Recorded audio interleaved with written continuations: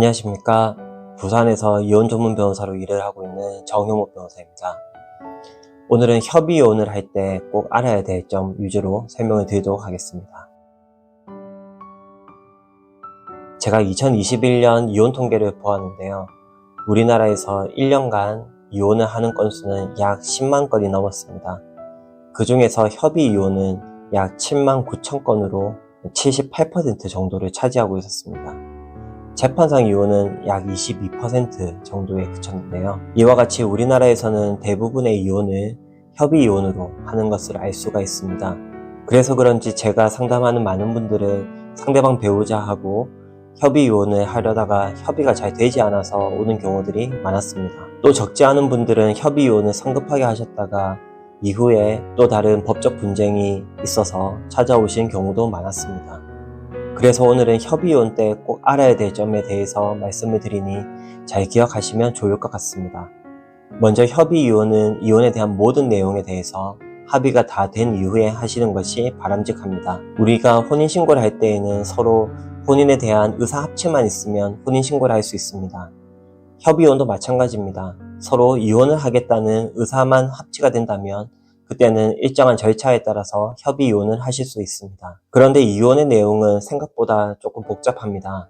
당연히 협의 이혼에 대한 의사 합치가 있어야 되고 위자료, 재산 분할, 아이들이 있다면 친권, 양육권, 그리고 양육비, 면접교섭에 대한 내용까지도 모두 합치가 되는 것이 중요합니다.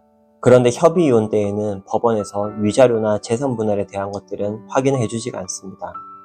부부가 서로 알아서 합의를 하거나 합의가 되지 않을 때는 이혼 이후에 또 다른 소송을 해서 정리를 해야 되는 부분인 것입니다. 아이들이 있다면 친권자와 양육자는 누구로 정할 것인지, 양육비는 어떻게 지급할 것인지, 얼마나 지급할 것인지, 면접교섭은 어떻게 할 것인지 이런 부분들은 협의 이혼 과정에서 의무적으로 정하게 됩니다. 그런데 빨리 이혼을 하고 싶다는 성급한 마음으로 결정하다 보면 나중에 후회를 할 수 있는 여지가 남겨지게 됩니다. 예를 들면 아무리 봐도 양육비가 부족한데 빨리 이혼하기 위해서 상대방이 제안하는 양육비 액수를 그대로 받아들이면 나중에 양육비 증액 소송을 해야 되는 문제가 생길 수도 있습니다. 결국 위자료, 재산 분할, 양육권, 양육비와 같은 문제들을 완벽하게 합의를 해야만 추후에 또 다른 소송을 할 수 있는 우려를 최소화시킬 수 있다는 것입니다.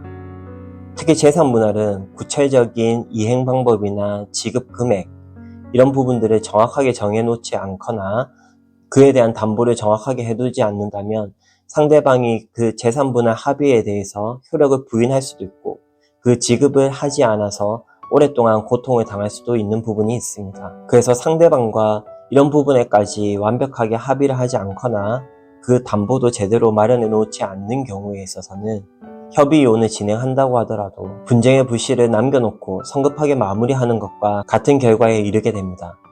또한 협의 내용이 자신에게 유리한지 불리한지도 모르고 진행하는 경우들이 많은데요. 이런 경우는 나중에 이혼을 하고 나서 막상 아이들하고 함께 살다가 후회를 하는 경우도 적지 않게 보았습니다.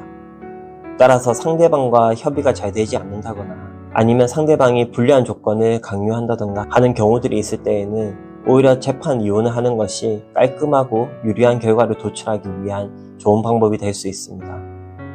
관련해서 이혼 고민이 있으신 분들은 꼭 이혼 전문 변호사와 심도 깊은 논의를 해보는 것이 좋은 결과를 위한 하나의 방법이 될 수 있습니다.